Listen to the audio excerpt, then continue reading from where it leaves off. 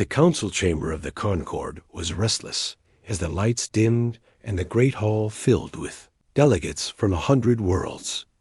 The air shimmered with soft glows of translation fields and the low hum of distant engines. None truly understood the urgent transmission that had summoned them.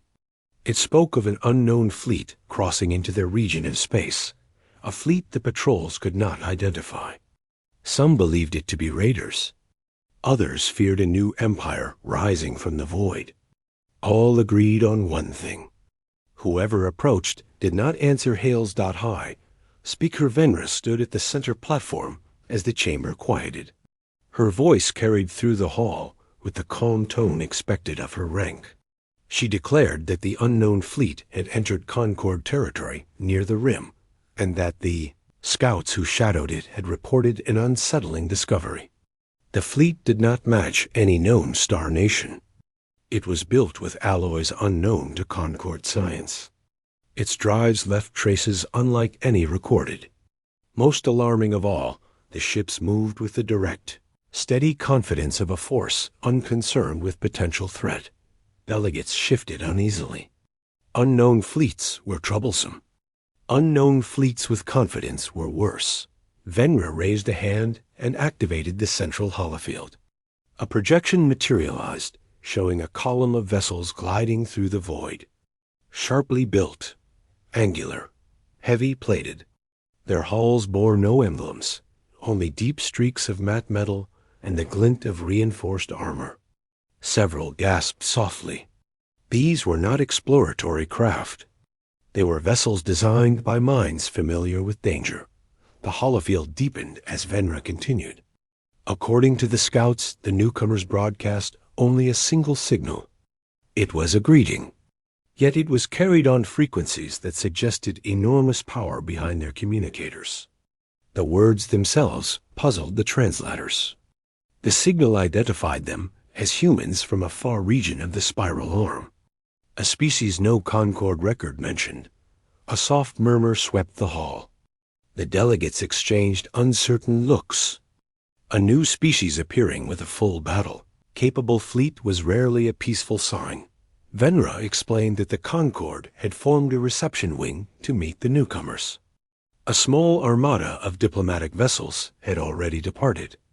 This wing included the veteran Commander Rook, a seasoned officer known for calm judgment. Rook would attempt contact and begin negotiations. Many hoped he could uncover the intentions of these humans that far from the chamber. Rook and his wing approached the unknown fleet. As Rook stood on the command deck of his flagship, he stared at the vast line of human vessels displayed across the viewpanels.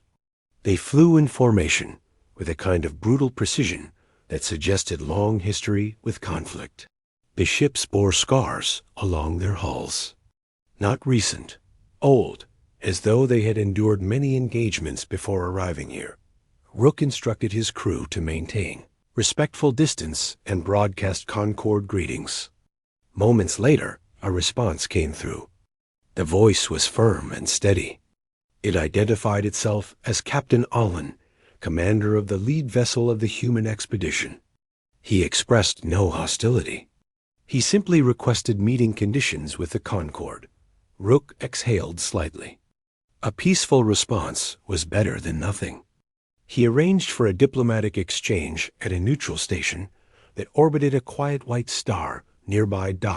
As the two fleets repositioned, Concord wing formed an honor line around the station. Human ships followed with disciplined coordination. Even from his deck, Rook noticed something intriguing. The human hulls vibrated with a low resonance, almost as if their vessels contained living storms waiting to burst. He had never seen engines designed like that.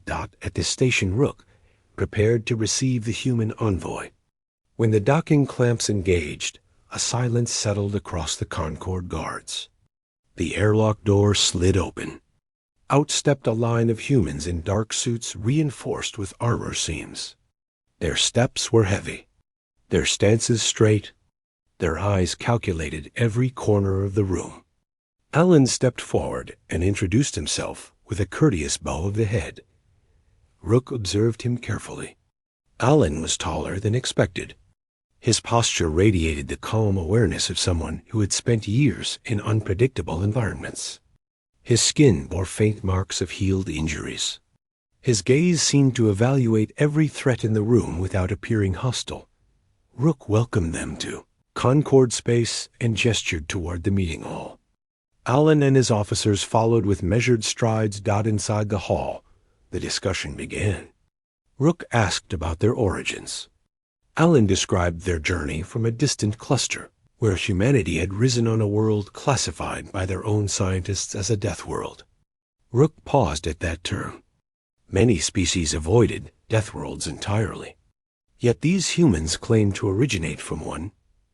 Alan explained that humans evolved where nature was fierce and unpredictable. Their world held volcanoes, hurricanes, predators, and seasonal chaos. Many species struggled to survive on such a planet. Humans had adapted by necessity. They built shelters against storms. They forged communities to resist predators.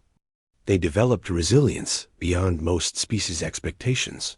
Rook listened with growing interest. This was not a violent boast. Alan spoke with quiet precision, as if stating a simple fact. During the exchange, Rook's scientific envoy, Myra, entered the hall to join the discussion. She carried her usual tablet, filled with notes. Though her expression remained composed, her thoughts raced. A species from a true death world could explain much about the human fleet. Hardy biology. Engineering built for extremes. Fleet formations shaped by instinctive caution. Alan answered questions patiently. He revealed that humanity had reached the stars relatively late by galactic standards, yet expanded quickly once they mastered deep space travel. Their drive for exploration stemmed from the same instinct that kept them alive on their world. When danger appeared, they adapted. When challenges rose, they faced them directly. Rook leaned back, taking in the implications. A death world species with disciplined fleets and clear objectives could become a powerful ally or a catastrophic enemy. He asked directly about their purpose here. Alan explained that their journey was peaceful. They sought stable partners for trade and research. Their own region had become resource-limited, and they needed new opportunities. However, Alan added that humanity had encountered hostile regions before and learned that peace required strength. Their fleet was large because they had no desire to be caught unprepared. Rook nodded slowly. It was sensible, not aggressive. Simply survival shaped by harsh origins. As discussions continued, Myra's curiosity grew. She asked about their medical resilience. Humans apparently tolerated a wide range of temperatures and could withstand toxins that would incapacitate most Concord species. They possessed a regenerative capability far beyond expectation. Not rapid healing, but durable recovery over time. Myra asked if such resilience came at a cost. Alan admitted that humans still suffered injury, like any species, yet their adaptability gave them advantages when facing the unknown. They were used to challenge, used to danger. The meeting progressed well. Rook invited the humans to tour the station while Concord scientists examined the humans' preliminary data. Alan agreed. Soon small mixed teams walked through the corridors. Concord engineers marveled at the simplicity and efficiency of human tools. Human technicians asked thoughtful questions about Concord energy distribution systems. Cultural barriers eased slightly, yet not everything proceeded smoothly. Hours later, a sudden alarm echoed through the halls. Rook rushed to the command center where reports poured in.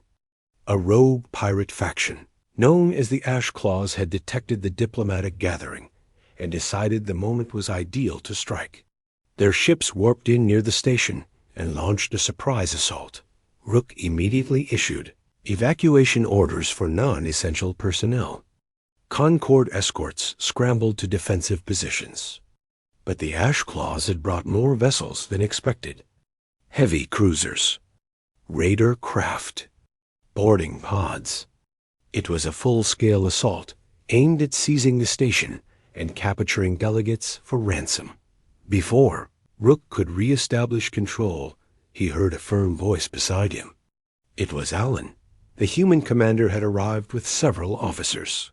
His expression remained controlled, but his eyes sharpened. Alan asked permission for his fleet to intervene. Rook hesitated. Technically, the humans were guests. Requesting them to fight risked diplomatic fallout. Yet ignoring them threatened disaster. Concord defenses alone could not repel the full attack before sustaining heavy losses. Rook granted permission. Alan acknowledged with a single nod, then opened a channel to his fleet. His orders were crisp and clear. Human ships surged forward like released tension. Their engines roared with deep echoes as they accelerated. Outside the viewpanels, the human fleet transformed. Their vessels reconfigured shielding layers and powered kinetic systems. Hardpoints extended like claws of iron. Their posture shifted from cautious formation to aggressive combat stance. Then something astonishing happened. Human ships executed maneuvers that defied conventional combat patterns. They swept under Concord lines and charged directly at the Ashclaw cruisers. Their hulls endured incoming blasts that would have cracked many Concord vessels. From their forward batteries, brilliant arcs of concentrated force struck the raiders with brutal accuracy. In minutes, the battlefield changed. Where Ashclaw ships had advanced confidently, now they wavered. Human ships moved with unified discipline born from generations of conflict on a dangerous world. They fought not with reckless rage, but with precise debt.